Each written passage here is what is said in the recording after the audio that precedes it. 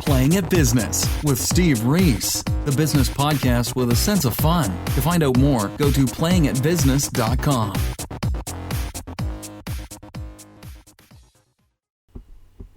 Hello, and welcome to episode 14 of the Playing at Business podcast. I'm your host, Steve Reese, and today I'll be talking through the differences between key international markets for toys and games. Now, it's hard to know everything about individual markets because things change so much, but this is only going to be there for a general overview. If anyone listening to this has a deeper expertise in any particular market we discuss, or for particular retailers gone bust in the time before we last looked at the market, please let us know. We'd certainly be happy to let any experts on any particular markets onto the podcast for a future episode, so yeah, please do get in touch. We'll do our best though to give you a general overview.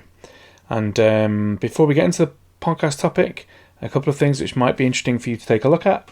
If you'd like to find out more about the toy and game industry, you can get news, analysis and insights via our blog sites. www.toyindustryjournal.com is all about the toy business, and www.boardgamebiz.com is all about the board game business. Please do go ahead and visit those sites and sign up for the free email newsletter. We send it out most Fridays, work allowing, with a link to our latest published content, which includes notifications of new podcast episodes, obviously. And if you need help to grow your toy game business, you can check out our consultancy services. We've worked with more than 100 companies on this. We've delivered tens of millions of dollars in revenue growth, saved more than $10 million of manufacturing costs for our clients. So if you want to find out more about that, what we do and how we do it, www.kidsbrandinsight.com/services. Okay, so that's the upfront ramble out of the way, and now to the main topic of the podcast, which is international toy and game markets, and identifying a few differences between them. So I guess first we should look at some general points. The world is not all the same. There are many languages. There are countless local regulations and laws which tend to differ. Product cultures vary, so one product which is a massive hit in one country may not necessarily translate to other countries. And so it's a mistake to presume that the same approach will work everywhere as it does in your home market. Without wishing to cause offence to anybody, typically we see this most with companies from the USA, because the USA has such a specific kind of market dynamic itself, which isn't replicated in that many other places. So we often advise US clients how to enter international markets, and normally we're able to help them in two ways. One is practically in terms of understanding the differences and speaking to the right people and introductions, but also to kind of help them ingrain a culture of understanding the differences, and how maybe product development might need to change somewhat going forward, so you have product which works for the whole world, and many of these kind of things. But it's not just with the USA. We've taken products from most major markets and sold them to most of the other major markets over time. So so hopefully there's some good insights in this podcast for you wherever you're from. So just to reiterate, though, a successful global distribution plan should take account of differing cultures, differing languages, retail structures, social norms, media landscape, and like many other factors. So we're obviously never going to fully reflect the entirety of all the differences in a short podcast, but it might give you a bit of a start point. I guess we should start with the biggest. The USA is obviously the biggest individual toy market in the world. Just to be clear, the US toy market and North America are slightly different, which should be obvious, but sometimes isn't. So the USA on its own is the biggest toy market in the world, but also Canada and Mexico are also relatively significant markets themselves. We'll come back to that in a second. But yeah, as far as North America is concerned, looking at retail, normally it's split into two primary channels. It's almost like a philosophy of business, a product philosophy, as well as like an actual retail landscape, which is mass and specialty. So mass basically means mass market, high volume box shifting retailers like Walmart and Target, who have a very large market share. The figures vary, so I'm not going to quote figures which will date quickly and therefore be of no use should someone be listening to this, not in the year where the stats make sense, but they take up a sizable chunk of the market, and they drive big volumes on a relatively limited range, although not as limited as some mass market retailers. They'll still be taking hundreds of products. The websites of Walmart.com and Target.com have got better and better over time and offer a broader and broader range, which has really helped the toy business in terms of kind of getting some more products listed, and that's been a good thing. Walmart and Target, they are national, so there's thousands of stores spread across the US, across states, and they are big mighty beasts, which means it's their way or the highway. They have challenging logistics because obviously trying to transport products across such a large geographic territory is not easy and it's not cheap. So you take the logistical challenges lightly at your at your own risk. One of the major issues for these guys is that and they're aware of this, that if they place purchase orders with smaller or even medium-sized companies, their purchase orders can equate to a full year of sales, or even multiples of a full year of sales. So they're aware that they have the size and scope to send companies bust quite quickly. They also, like most mass market retailers, are driven by efficiency, so they don't want dozens and dozens and dozens of suppliers. They also don't have time, like with most buyers. They're dealing with all their internal stuff, as well as having basically every salesperson in every toy and game company want to speak to them all the time. So a lot of smaller companies will access these mass market retailers via sales reps, which on the face of it, many people are put off by the sales commissions that need to be paid. But if you think about it this way, if you try and get in front of one of these retail buyers for Walmart and Target with like one item or two items, it's going to be really difficult to get them to give you any time. Whereas the reps will maybe have those one or two items from 10 or 15 companies, so they do get time. They also know how to work the systems of these major retailers, and therefore, I'd suggest for anyone who has not yet supplied these retailers that they look at probably at a rep strategy. Specialty is more focused on, I guess, specialist toy retail, but also kind of non-traditional retail, you might call it in other markets. They'll tend to have different product types, so often you'll find a product which has like maybe a mass market version with lower spec and lower cost, and maybe you'll have a higher spec or a deluxe version which might be for specialty, and this way they can both kind of get what they want and not be competing with each other. So specialty will tend to take a broader product range, and whilst there is still pressure on pricing, it's nowhere near as aggressive as the mass market guys. Normally the recommendation would be to start with the specialty market and work your way up. The USA is such a huge economy. You will find sometimes like a retailer, maybe like a grocery retail chain trading across just like 2 or 3 states might have as many stores as the biggest retailers in some of the markets. So there's lots of hidden gems and like major opportunities across the market. So I also encourage our clients to look outside of the normal places. If you can be one person, one company selling one product, and it being the only product that a company or organization is looking at, then that's going to be much easier for you to make impact than if you're one of thousands. As far as product culture is concerned with the USA, it's fairly straightforward. Licenses, content driven licenses are important. The media landscape obviously has been changing. Social media is ever stronger, YouTube, all these kind of things, Spotify.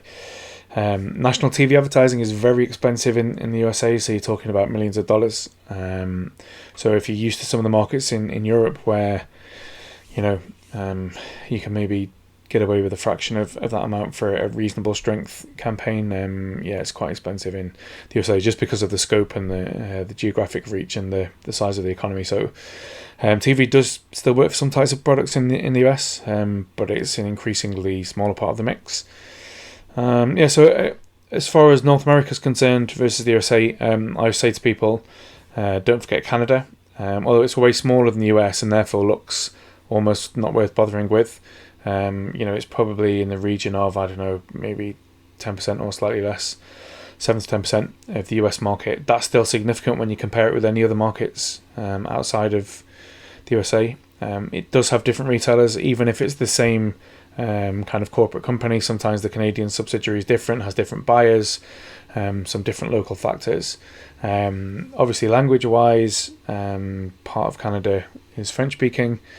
So there are some local differences and challenges as well, but one of the things we often find is if someone's selling into the US via a distributor or even a rep sometimes, they'll be told that they're doing some stuff in Canada, but often it's not big enough. So I would say take a look. If they're doing it, then great. If they're not, then there's plenty of places you can go, distributors or reps you can look at for Canada specifically. So North America, Europe is normally the next place that companies focus. Now, the reality of the European market is that, roughly speaking, give or take 10-15%, it's about the same size as the US toy and games market, but it's so much more fragmented. So, you're looking at like 40, 45 different countries or territories, dozens of different languages, although the European Union, which is effectively allows for free movement of goods, should make things a lot easier. Well, it definitely does. It's still not as straightforward as just trading across the USA is, for instance. So one of the biggest challenges often for North American companies is to see just how much work is involved to do a fraction of the sales, and you have to build up a kind of like quite a fragmented jigsaw to really capitalize on what Europe has to offer. So just to look at the big three, that's where most people would start, which is the UK, France, and Germany. Normally it does vary a bit year by year, but that's roughly an order of market size. But there's not that much between them. You're talking about several $1 billion for each. The UK tends to be the first port of call, primarily because of the English language, which is both kind of the international language of business nowadays, and obviously is more or less the same language as for various other countries, including USA, Canada, Australia, South Africa, partly. So so the UK tends to be kind of a logical first port of call.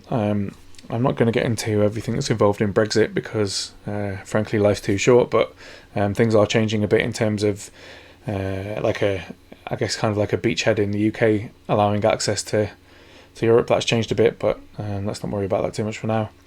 I guess the things about the UK market to be aware of, it's relatively similar in terms of types of products as the US. Graphic design styles do change a bit. Content is fairly similar, although you've got local content producers as well as the kind of as well as Hollywood and kind of US TV content. So BBC is obviously a major one as far as the toy business is concerned. A lot of US online content, YouTube and all that kind of stuff, Instagram, blah blah blah. That's also quite similar. It's often the same people.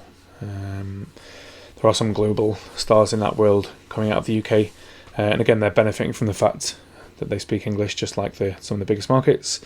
So retail-wise, the UK has grocery retailers like most places, which have similar characteristics to grocery retailers everywhere, which is a limited number of hero products, focusing on volume, focusing on low pricing. Retailers will use price promotions to get people into the store to buy other stuff, so they often will slash prices or do promotions which don't make life easy for specialist toy retailers, but that's not that different to anywhere else. The local toy specialist retailers are of note would be Smith's Toys, which has grown from being an Irish-based toy retailer to now being across several markets in Europe. It's very strong in the UK now, major player. And I mean, if you haven't been into a Smith's store, to kind of describe it, it's like all product categories are represented. It is a specialist. The products stacked very high. I've always wondered how you actually get the products down from up on high. I guess it reduces the need for warehousing at the back, which probably makes it a bit more of an efficient business model versus the old Toys R Us stores in the UK, which had a lot more space and therefore cost. Smith's is really what a toy specialist retailer should be. The Entertainer is also very strong in the UK on what's called high street, so in town and city locations.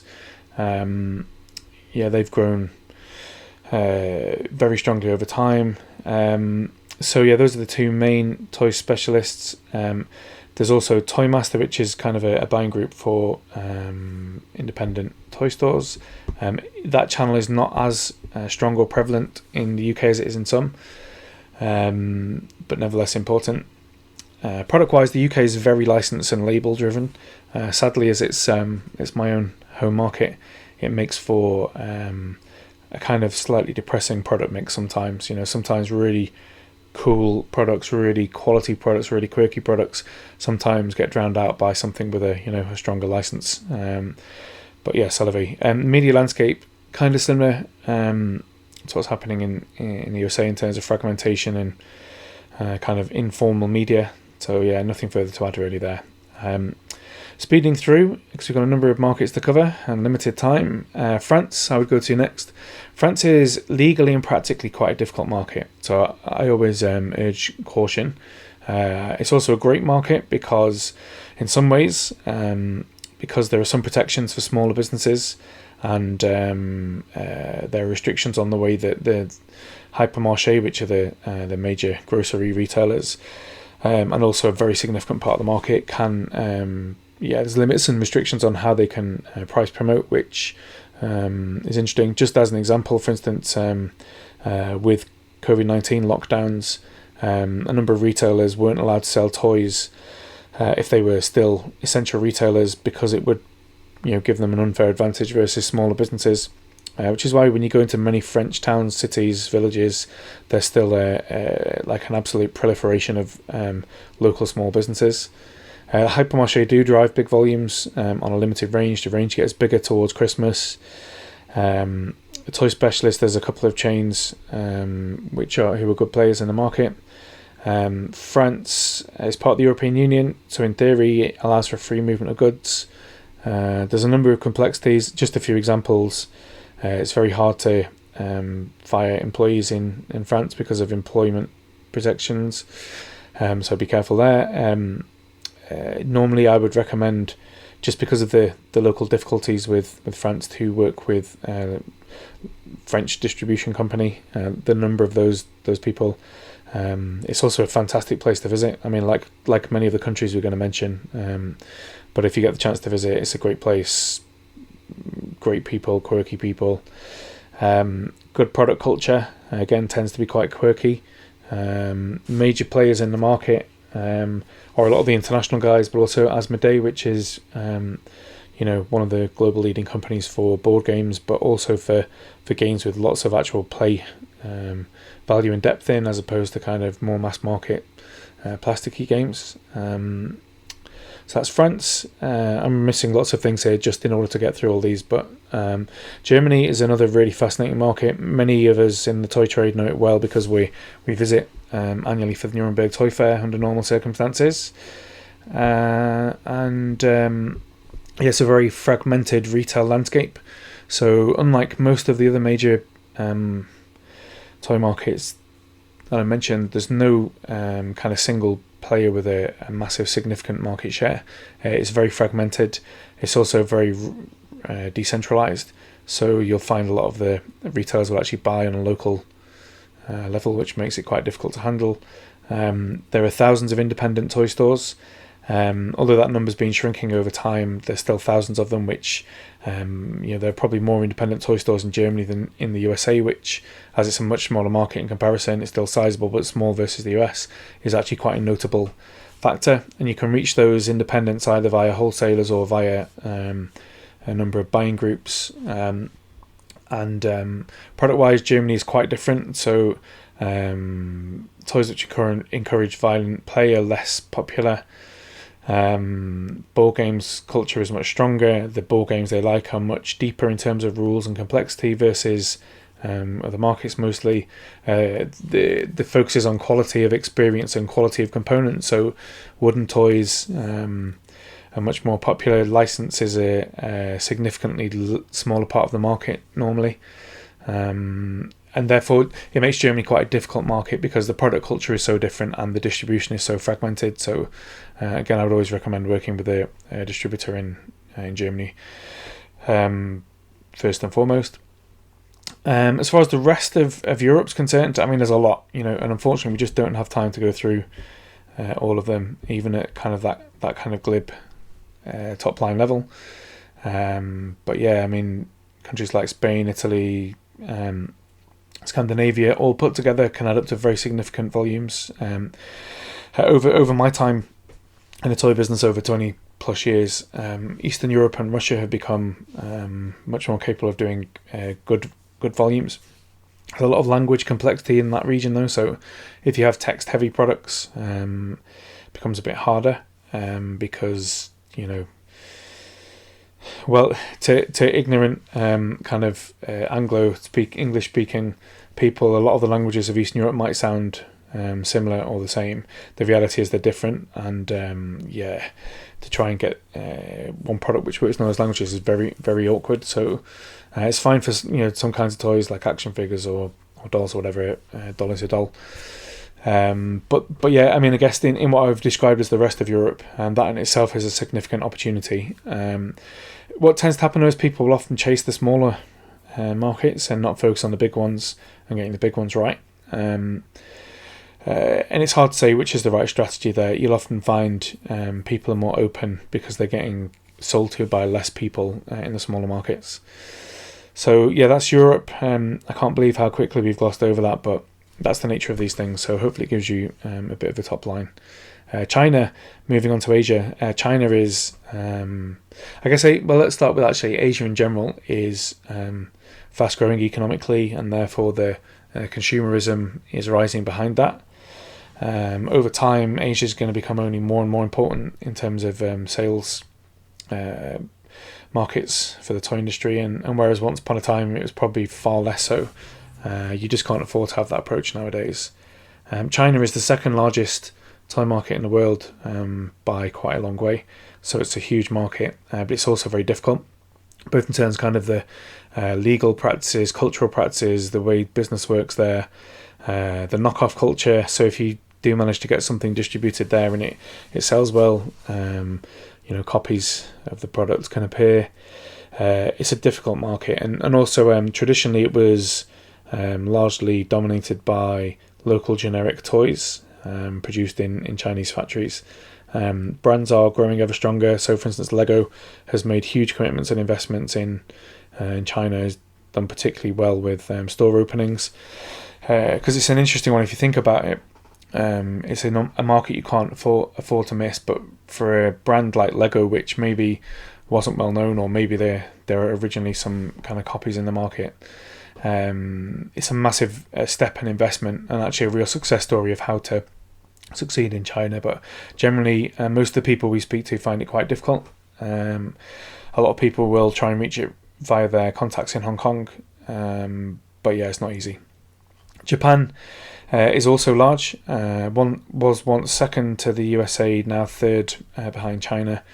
It's also difficult because of the language barriers. The culture is so different.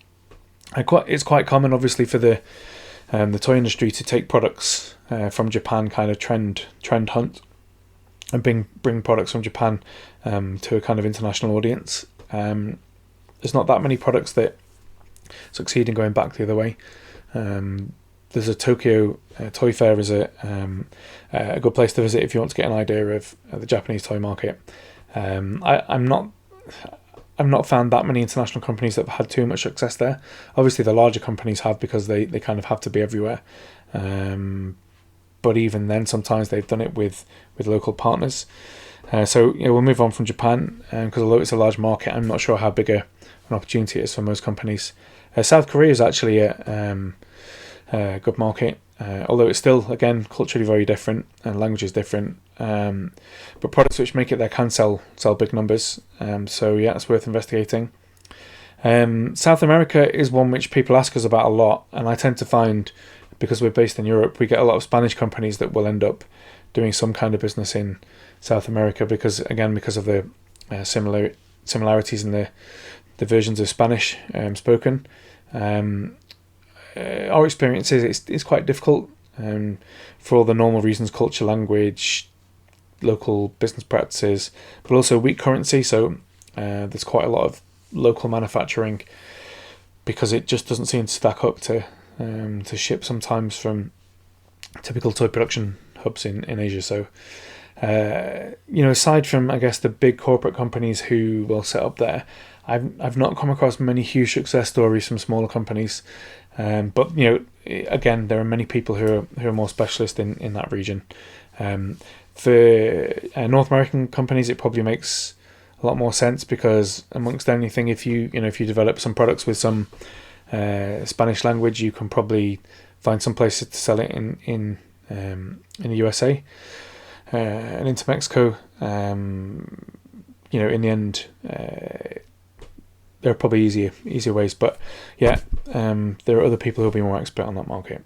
And then on to what I would describe as emerging markets, which one of the things that tends to happen when you've been in the industry a long time is you end up disproving and reproving things that you thought were facts.